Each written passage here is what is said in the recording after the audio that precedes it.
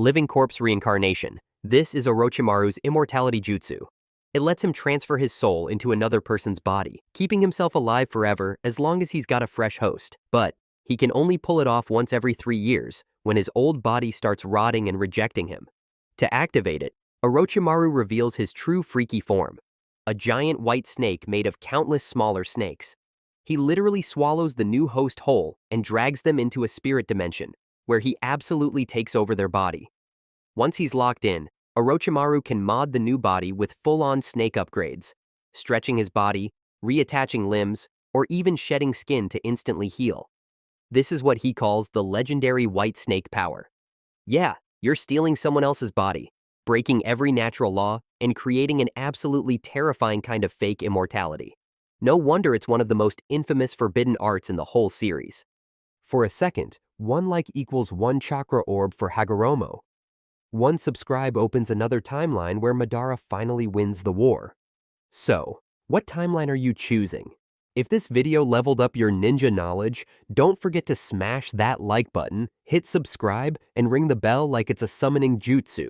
We've got more god-tier breakdowns coming. Sharingan, Jugan, even Shibai Otsutsuki's divine powers. You don't want to miss that. And hey, comment your favorite Rinnegan user below.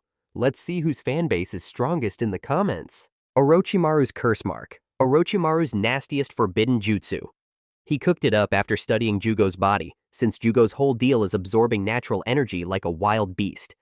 Orochimaru made a special enzyme from Jugo's fluids and then plants it into people with a literal bite. The second you get marked, you black out. Only about 10% actually survive that process. But if you do, you instantly get a crazy boost in power. At level 1, the mark spreads all over your body, juicing your chakra almost 10 times stronger. But it's not free power. You feel insane pain, and Orochimaru can totally manipulate you like a puppet. Then comes level 2, and that's where things get absolutely monstrous. Your body mutates just like Jugo's. Yellow eyes, skin-changing color, your strength skyrockets to absurd levels. But long-term, it drives you mad and straight-up wrecks your body. And there's also a janky side project called the Animal Curse Mark, a half-baked version Orochimaru brewed up using drugs from the Nara clan's lab. This one slaps animal traits onto the user. Still forbidden, of course. Casualty Puppet. Also created by Orochimaru, it lets the user literally absorb parts of a freshly killed corpse and turn them into extensions of their own body. By doing this, the user can actually gain access to some of the victim's jutsu. But here's the catch. Using this technique totally warps both your body and your mind, making you insanely unstable. You basically start losing yourself, and only a massive shock can snap you back to normal. Space-time technique formula, Underworld turnover. Another Orochimaru's jutsu. The sound 4, use it through the curse mark fueled by pure hatred. When it activates, the mark spreads all over the user and traps everyone nearby inside a special space-time prison. This cage literally rips the soul out of the body and locks it away. Even Sensor Ninja or the Byakugan can't see through it. Inside the prison, the victim is basically frozen. Chakra flow completely stops, but they're still alive. The only way to free them is by touching them with chakra, kinda like breaking genjutsu. While trapped, the soul can still cast jutsu, but if the user gets taken down, the cage doesn't disappear. The victim's body just keeps rotting away until they die. This jutsu always costs the user their life. Their soul gets burned up as the fuel, and their malice can even be sensed by skilled sensory ninja, who might break the cage and free the trapped souls. Twin Snake's Mutual Death. This one was passed down by Orochimaru to Anko. The user grabs their target's hand and forces them to complete the hand signs together. Once the signs are locked in, both the user and the target die instantly, earning it the grim nickname of a lover's double suicide. The exact kill mechanism is still a total mystery since the jutsu has never been successfully completed. The one time we saw it in action, Anko tried to use it on Orochimaru by stabbing his hand to lock him in, but it turned out he was just a clone. That canceled the technique and left the whole thing unfinished. Mutually multiplying explosive tags. A Tobarama's creation. It was designed mainly for those brought back with Edo Tensei, but can technically be used by the living too, though it absolutely costs your life. The user turns their own body into a walking weapon, generating massive sheets of paper loaded with explosive tags, each one carrying 5 seals. These tags stick to the target, blow up in a huge blast, and then instantly spawn more tags. The cycle repeats over and over, creating an almost endless chain of explosions that's basically impossible to escape. Shadow Clone Jutsu. Another legendary creation of Tobirama, and it's the game changer that Naruto picked up super early. Unlike the weak, basic clone jutsu that just makes illusions, this forbidden version creates real physical clones. And not just one, but literally entire armies of them. The price? Insanely huge chakra consumption. Normally, even making one clone eats up half your chakra bar, so this technique is basically only safe for top-tier ninjas like Jonin. On paper, it's deadly risky. Pushing out too many clones can totally drain you and straight up kill you. That's why the first Hokage banned it and locked it inside the Scroll of Seals. But Naruto's monstrous chakra pool lets him spam it safely, making him one of the few who can actually pull this off. Edo Tensei. This is one of the craziest forbidden jutsu ever, cooked up by Tobirama Senju himself. Edo Tensei literally brings the dead back by chaining their souls to the body of a living sacrifice. The corpse gets reshaped into the dead person's exact look, with their powers almost fully restored. And here's the wild part. You can summon multiple warriors at once. They've got infinite chakra, they're immortal, and their bodies auto-regenerate from any damage. And the best part? The caster doesn't even waste chakra to maintain them. That's just flat out broken. But to pull it off, you need the target's DNA, a special summoning scroll, and a living sacrifice who suffers hardcore pain and loses their body forever. Straight up dark science. And if you want to see how OP this jutsu is, just rewind to the 4th Great Ninja War. Literal legendary shinobi were revived left and right. That war was peak madness. And honestly, Itachi was the MVP for forcing Kabuto to break Edo Tensei. No cap. Dead Demon Consuming Seal. This is a top-secret forbidden jutsu of the Uzumaki clan. It summons the Shinigami itself to seal away an enemy's soul. After performing the hand signs, the user's own soul gets pulled out, tied down by the Shinigami's hair, and only the user can actually see it. The Shinigami then chants, carving a cursed seal mark onto its hand, and stabs it straight into the user's soul. From there, it grabs the target's soul. Once the victim's soul is caught, they're instantly paralyzed and can't use any jutsu at all. The sealed soul gets pulled into the user's body, leaving curse-like markings on them. But the cost is brutal. Once the sealing is complete, the Shinigami devours the user's soul, killing them. Both souls, the caster and the target, end up trapped inside the Shinigami's stomach, locked in eternal combat. At the end of the day, this is one of the absolute deadliest sealing jutsu ever made. You're literally summoning a god, a pure spiritual force, so once your enemy is caught, it doesn't matter how strong they are, they're absolutely done. Earth Grudge Fear. This is a secret forbidden jutsu from the village, hidden by a waterfall. It literally turns the user's body into a giant cloth doll, stitched together with hundreds of insanely thick black threads. After Kakuzu stole this technique, he used those black threads to sew wounds shut, reattach limbs, and even instantly restore nerves and muscles. This lets him detach body parts and control them remotely. He can even make those parts move under the ground. The craziest part is the immortality angle. The jutsu allows Kakuzu to invade a victim's body and take any usable organs, especially hearts, to keep himself alive. He stores up to 4 spare hearts at once and only dies when all of them stop beating. He can also plant hearts inside limbs to create independent parts, massively increasing his flexibility and options in a fight. Thanks to this freakish jutsu, Kakuzu managed to live nearly a century and survive all the great wars. Fury. This forbidden jutsu creates an insanely huge explosion, like big enough to literally wipe an entire village off the map. Before unleashing it, the user has to charge up a massive amount of chakra using the cursed Tsuchigumo technique, Creation, Rebirth, Release. Because the destructive potential was absolutely terrifying, the 3rd Hokage officially banned it as a forbidden jutsu to protect the village. In exchange, he signed a pact to support the Tsuchigumo clan whenever they needed help. Even though it's ridiculously powerful, Utakata, while in full-tailed beast mode, completely absorbed the technique's power and destroyed it. Iwagakure Forbidden Jutsu. This unnamed forbidden technique was passed down for generations in the Stone Village. It lets the user mix chakra into raw materials, shaping them, giving them life, and controlling them from a distance.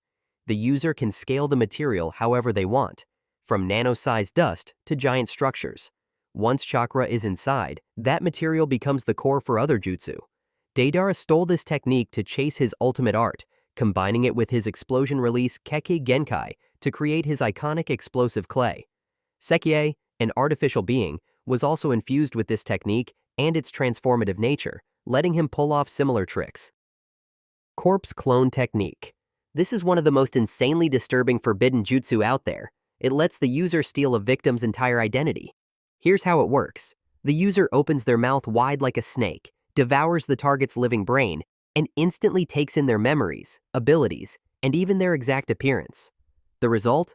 A flawless copy. The perfect infiltration tool. With this technique, the enemy doesn't suspect a thing because the user becomes a complete one-to-one replica of the victim.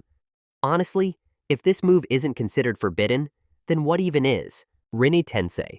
This is literally the most insane and forbidden revival jutsu ever. Using the outer path, the caster sacrifices their own life to bring the dead back. Once it's activated, the King of Hell straight up rises up, spits out souls from its mouth, and drags them back from the crossroads between life and death, slotting them into freshly restored bodies. This technique has revived tons of people at once, but the exact limit is still kinda unclear. Realistically, only monsters with ridiculous chakra reserves and insane life force, like the Uzumaki clan, can revive multiple people. If you ain't built like that, you're lucky if you can bring back just one. And no matter what, after it's done, the caster gets completely drained and absolutely dies. You know what? Rinne Tensei can even turn an Edo Tensei body, basically a reanimated corpse, into a real living human again. That's exactly how Madara came back to life for real. Creation Rebirth. This is used by Tsunade. By dumping an absurd amount of chakra all at once, this jutsu supercharges cell division, letting her heal literally any wound instantly. We're talking tissue damage, crushed organs, even life-threatening injuries. While it's active, the user is basically unkillable, which is why people call it the peak of medical ninjutsu and the ultimate regeneration technique. But you have to know, instead of repairing old cells, it forces brand new ones to grow at insane speed. That burns through the body's natural cell limit, meaning every activation is shaving years off the user's lifespan. And of course, the legendary Byakugo seal is an evolution of this. Technically, it's also a forbidden jutsu, same region mechanics as Creation Rebirth, but on steroids, because once the seal pops, the user can keep fighting non-stop while their body auto-heals in real time. Izanagi. This is a next-level genjutsu that only Sharingan users can pull off. It literally deletes the line between reality and illusion. With Izanagi, the user can straight up rewrite what's real and what's fake, turning deadly wounds, even fatal ones, into nothing but illusions. Basically, you die, but then you instantly respawn, like it never happened. But then, the Sharingan eye that casts it goes blind forever. That's why it's considered a forbidden jutsu. Danzo went absolutely crazy with this. Dude grafted 10 Sharingan onto his arm, giving him 10 full resets. 10 freaking lives in one fight. Izanami. This is the counter to Izanagi. Using the Sharingan, Izanami traps the enemy's mind in an endless time loop. The user memorizes the exact feeling of their body and the opponent's body at one moment, then recreates that same sensation again later, linking the two together. That connection locks the target in a repeating cycle that they literally can't escape. Inside the loop, the opponent's body freezes up, and all their physical injuries get reset over and over. Even if they lose limbs, those don't come back, but the pain and cycle just keep replaying endlessly. And the craziest part? Even if the target figures out they're trapped in a loop, they still can't break free, unless they stop trying to change fate and finally accept reality. Mysterious Peacock Method. This one's the signature forbidden jutsu of Hoshigakure, powered by a meteor that crashed near the village about 200 years ago. The meteor's radiation massively boosts chakra, and shinobi who master it can unleash a glowing fan of chakra feathers behind their back, looking like a peacock tail. Those feathers can be shaped into all kinds of deadly attacks and defensive moves, making this technique stupidly versatile. To learn it, ninjas had to go through star training, basically long meditation and chakra focus right next to the meteor. The point is, the same radiation that powers you up also absolutely wrecks your body. Over time, it weakens you, breaks you down, and eventually kills you. Hotarubi, Sumaru's dad, straight up died from overexposure. The only one who could handle the training without collapsing was Natsuhi. Because of this crazy risk, the third Hokage banned the technique, and when the meteor was finally destroyed, the mysterious Peacock method disappeared forever. Kisho Tensei. This one is from Sunagakure, crafted by none other than Lady Chiyo herself. The user literally pours out all their chakra and life force to save or even fully bring someone back. Yeah, bro. It works on both the living and the dead. If it's cast on someone still alive, it heals their fatal wounds instantly, but the caster ends up completely drained and almost broken. If it's used on a dead person, though, man, that's the heavy price. The caster trades their own life to drag the target's soul back into the world. Well, even if the caster doesn't have enough chakra, other people can pump extra chakra in to help. But no matter what, only the one casting it pays the ultimate price with their life. That's exactly how Gaara got revived. Lady Chiyo burned her own existence to pull him back. Akuta. Akuta is a crazy earth-release jutsu. Specifically, this thing was built to protect Iwagakure from enemies while keeping casualties low. The jutsu literally creates living creatures out of clay, and these beasts are totally weaponized. They can move through the ground, drag enemies down, and even stretch their limbs like monsters. They don't feel fear at all, but they've got limited brains and short lifespans.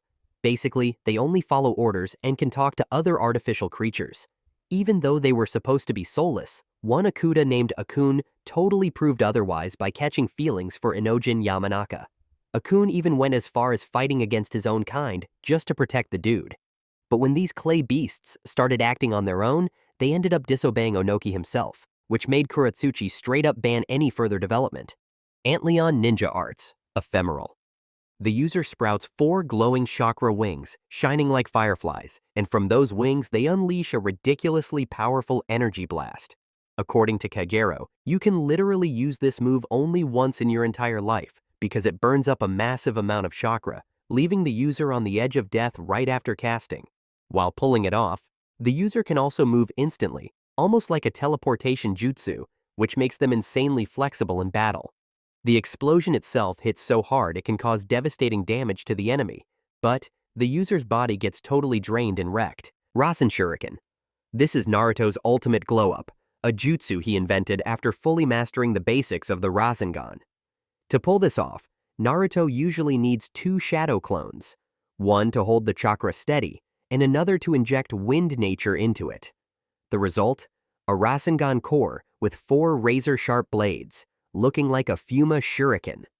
This move eats up a massive amount of chakra, so at first, Naruto could only use it a limited number of times.